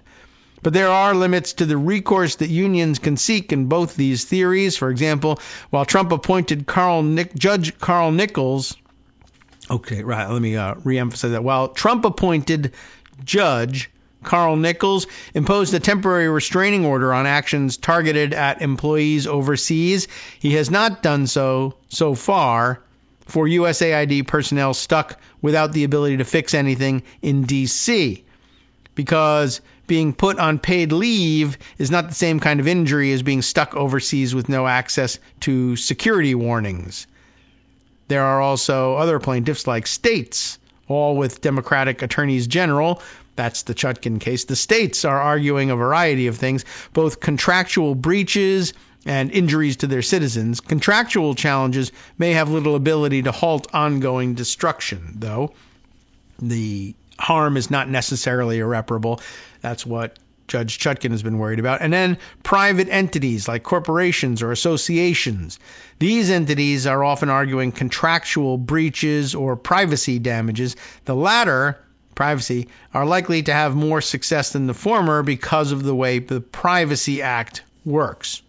There are also differences in the kinds of challenges that they're bringing. Many of these challenges claim a violation of the Administrative Procedures Act, basically arguing that the government changed the rules without going through the process that they're required to use to change the rules. Like, remember when we wanted to change the filibuster rules, which aren't actually rules? Never mind that part. But you can't change them this way. You got to go through this set of rules to do it. Well, do you? I don't know. Well, let's adjudicate this. It's a question. They may be right and we may be pretty wrong about the Administrative Procedures Act, but we have to figure it out first. Many lawsuits also claim violations of the Privacy Act because they're stealing all of the data. The Privacy Act requires that the government follow certain rules if they're accessing your data in new ways, and thus far the government has argued that employees have more limited protections than private citizens do. That's been the government position. So it's okay for us to raid the databases because we employ you. Underlying many of these suits are claims about the Impoundment Act and separation of powers because the government is not spending money the way Congress said it had to, but argued through an Administrative Procedure Act challenge. So a lot of overlap. These challenges are particularly important because a key project of Project 2025, that's right, is to effectively strip Congress of the power of the purse. Some lawsuits have tried to get at cybersecurity violations or even hacking using the Computer Fraud and Abuse Act. But thus far, they have had little success. In any case, those would pivot on how Dodgy got access to various computer systems, and in most cases, a senior agency official ultimately relented to give them access. So might not get anywhere with that one.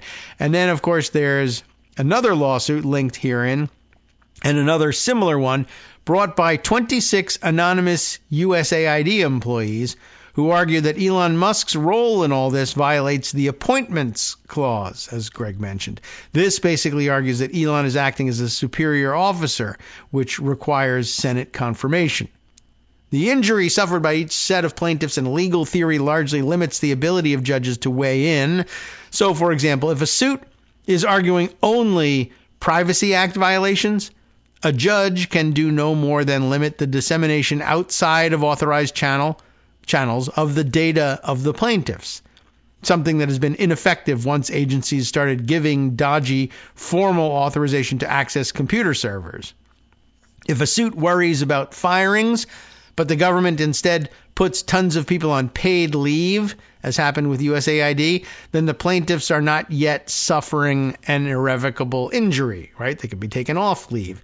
And this is kind of what we were getting at yesterday. I thought that, and I think everybody thought, that they would be better at this stuff the second time around. And in some cases they are. They've figured out, well, if it's against the rules to fire them, then I'll just put them on paid leave instead, until we figure out how to defeat that legal problem and actually do fire them. Can we move them from paid leave to unpaid leave? Can we never fire them but just leave them on unpaid leave until they walk out and try and find another job, and then we fire them for moonlighting? Can we do that? That's at least a better theory than the first time around. They would have just fired them and said, sue me.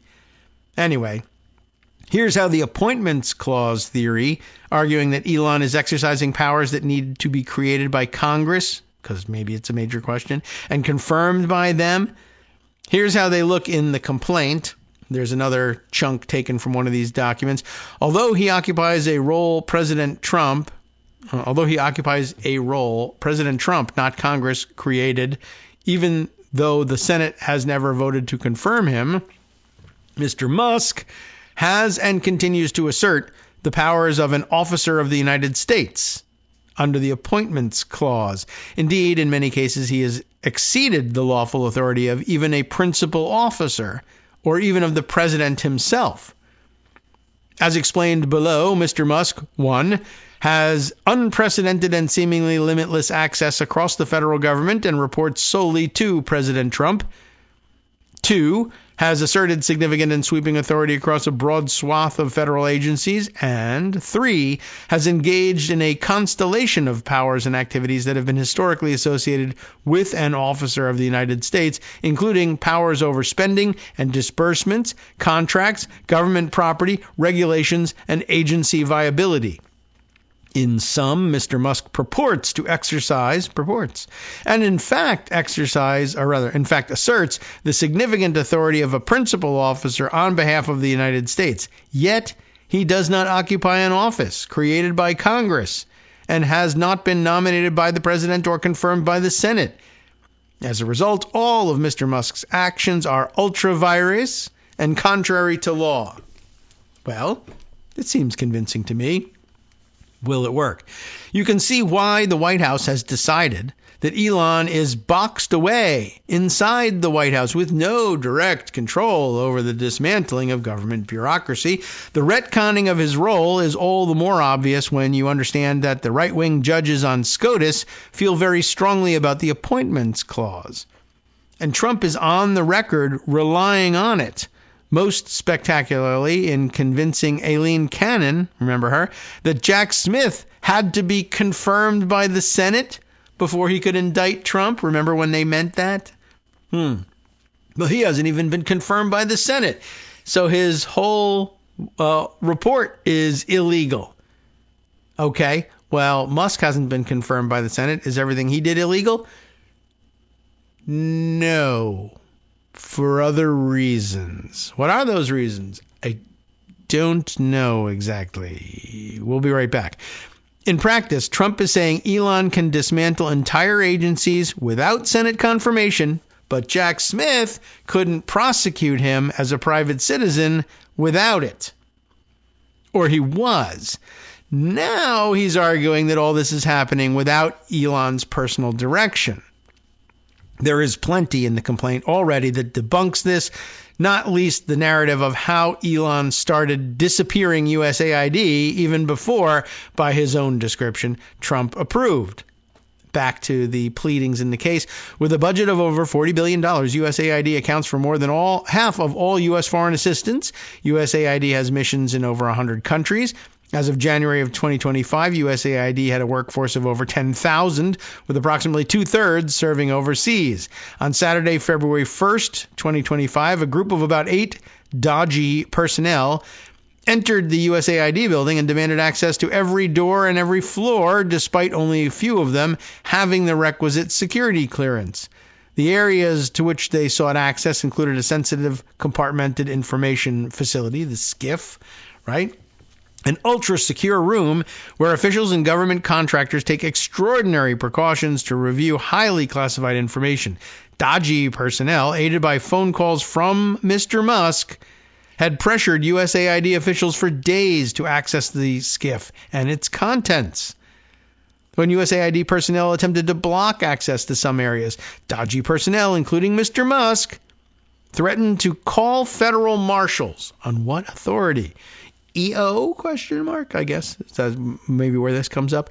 Under threat, the agency personnel acquiesced. They should not have. And dodgy personnel were eventually given access to the secure spaces. Later that day, top officials from USAID and the bulk of the staff in USAID's Bureau for Legislative and Public Affairs were put on leave. Some of them were not notified, but had their access to agency terminals suspended.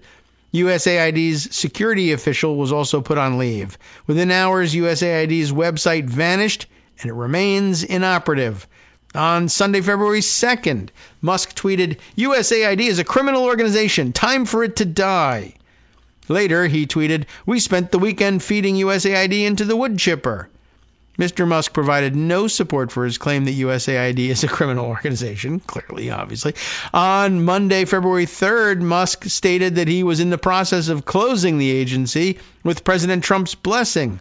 Musk stated, quote, "I went over it with him," President Trump, "in detail, and he agreed that we should shut it down. And I actually checked with him a few times and said, 'Are you sure?' The answer was yes, and so we're shutting it down." Now, before DOJ gave this answer and blew off Judge Chutkan's order to provide details of the ongoing firing spree, she seemed inclined not to grant a restraining order and stop all of this. It's unclear whether this defiance will change that, or at the very least, whether it will lead to more questions about whether the White House wrote any of this down. What is clear is that the White House recognizes a real risk if Elon is held accountable for all the things that Elon has done. So, right, what they're in the business of right now is denying that he did any of them. How could you say that he didn't do them? It's all over the newspaper that he did them. But it was legally impossible for him to do them because he's just a little guy working in this office that has no authority over any of the things that he named, wore T-shirts for, and hired people to do inside the government. This can't all work. But it's an open question how much of it will collapse and how quickly, and whether any of it is undone at appeals or whether you finally end up getting into the Supreme Court and having them say, "We don't understand any of this, but the point is he gets to do what he wants to do and you don't," the end. I don't know. Ryan Goodman, who was mentioned by Marcy in her piece here, has this post also on Blue Sky saying on the left, two screenshot offered here. On the left is President Trump saying in his executive orders and missives from the White House, "I am pleased to announce that the great Elon Musk will do what? Will lead the Department of Government Efficiency," or DOGE. And over here on the right, screenshot from the DOJ's filings, the government declaration submitted to Judge Chutkan stating Elon Musk is not the leader of DOGE. You see, that's as simple as it could possibly be made, right? Though he does go on, there's a little bit more here. Again, a similar display. On the left, Elon Musk in the Wall Street Journal with Vivek Ramaswamy in an op-ed, quote, "President Trump has asked the two of us to lead a newly formed Department of Government Efficiency," or DOGE. On the right, the government declaration submitted to Judge Chutkan stating that Elon Musk is not the leader of DOGE. It's the same one as previously offered. So I guess he's got a couple examples of this, but you see what's going on here. It's actually quite important to track along the way. I know it took us a lot of time to do it, but in trying to straighten out what's happening in courts. This, I think, you need to know in order to be able to follow what's going on. All right. Let's see. Other things to share with you. Well, what's in... I guess one at a time, I'm going to have to open all these blue sky things and figure it out. Oh, yeah, okay. Well, doesn't need to be done right now.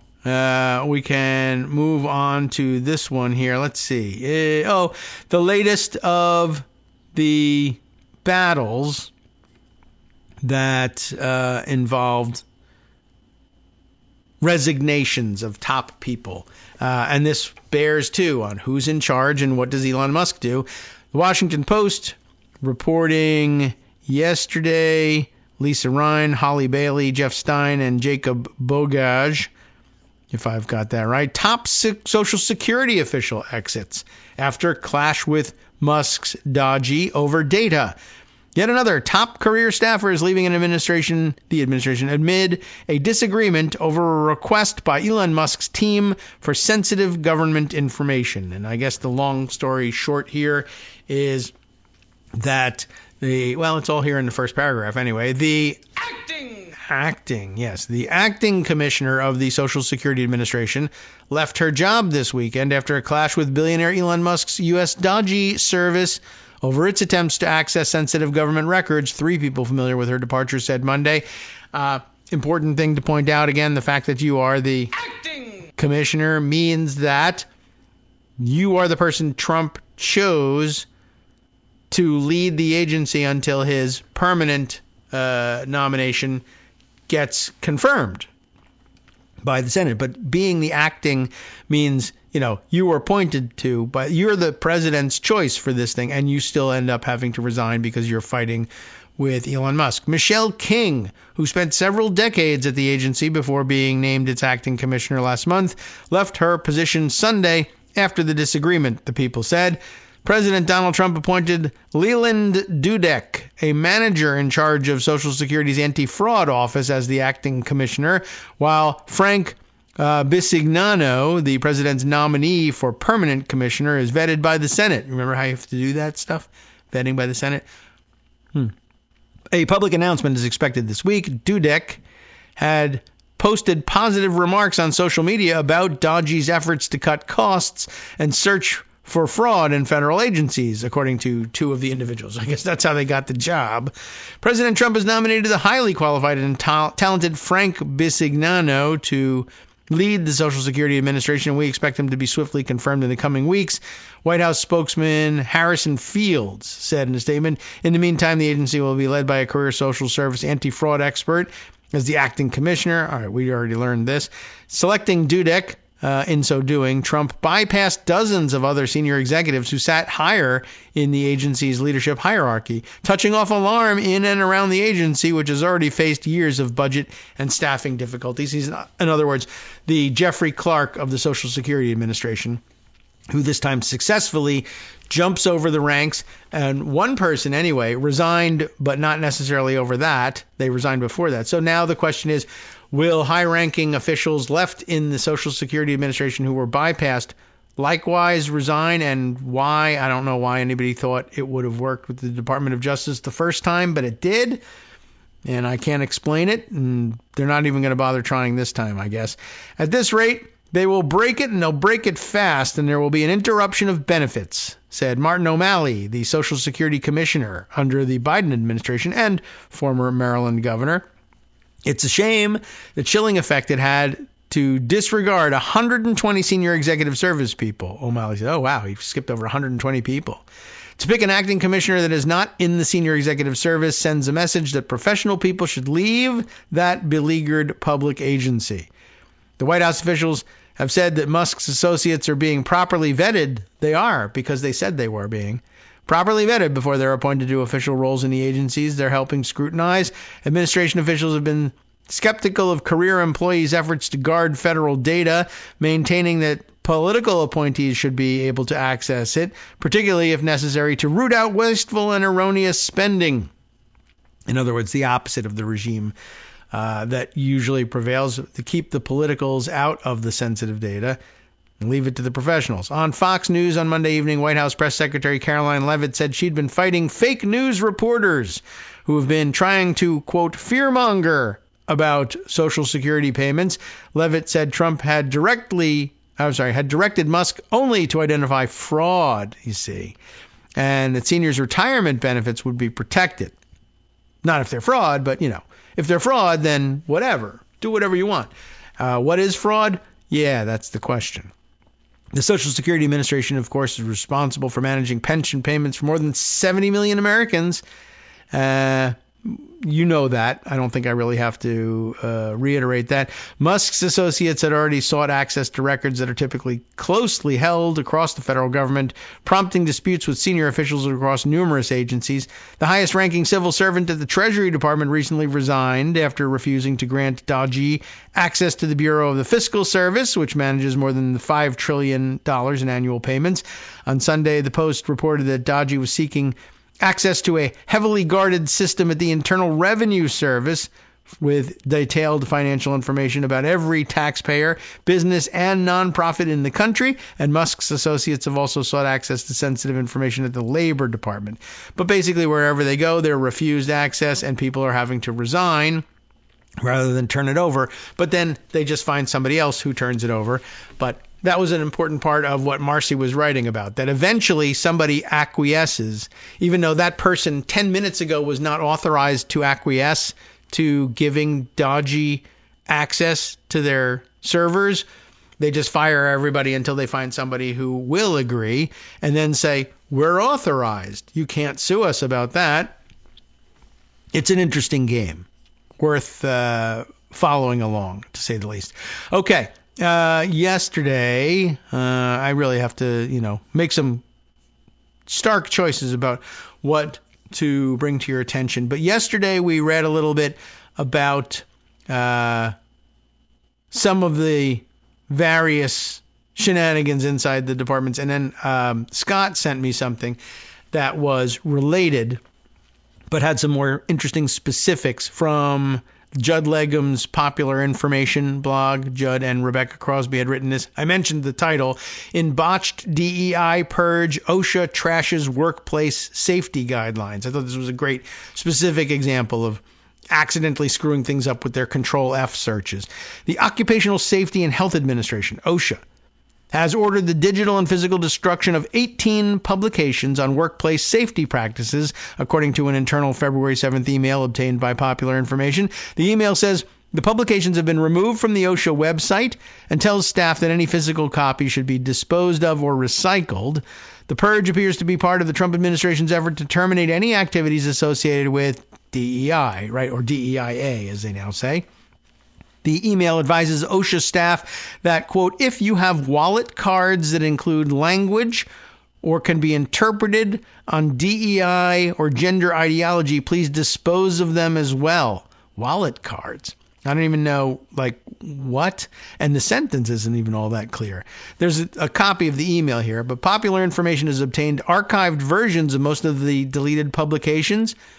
This is the important part. Almost all of them are not associated with DEIA topics, but appear to have been targeted because they include a DEIA-related keyword used in a completely different context. For example, one of the purged publications is entitled OSHA Best Practices for Protecting EMS Responders During Treatment and Transport of Victims of Hazardous Substance Releases. A pretty serious emergency situation for which people will need specific medically directed instructions not to harm themselves any further than necessary when evacuating people who have been victims of hazardous substance releases.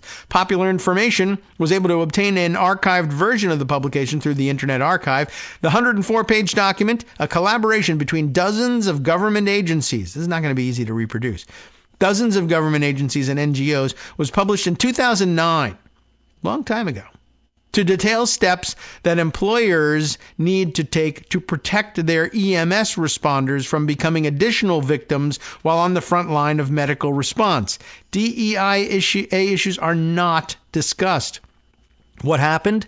On page 94 of the publication, the words diversity and diverse are used in a context that has nothing to do with race or gender. The publication notes that there is a, quote, diversity of state-specific certification, training, and regulatory requirements. I'm sorry, I'm mangling all of this, but you get the idea? They're telling us that there's a diversity of state-specific certification, training, and regulatory requirements for EMS agencies and diverse conditions under which EMS responders could work. Duh. Similarly, on page 96, the publication notes EMS responders are a diverse group and risks vary with their primary and secondary roles. Guidelines for nursing homes. Another of the publications tossed out here. Ergonomics for the prevention of musculoskeletal disorders. Why keep a document like that, right? 44 pages, released in 2009, provides recommendations for nursing home employers to help reduce the number and severity of work-related musculoskeletal disorders in their facilities. Nothing to do with DEIA. However, on page 10, it notes that, quote, development of MSDs, musculoskeletal disorders, may be related to genetic causes, gender, age, and other factors. Oh my gosh. Everybody knows there's differences between the genders with respect to, like, osteoporosis, right? All you're doing is stating the fact, but you said gender.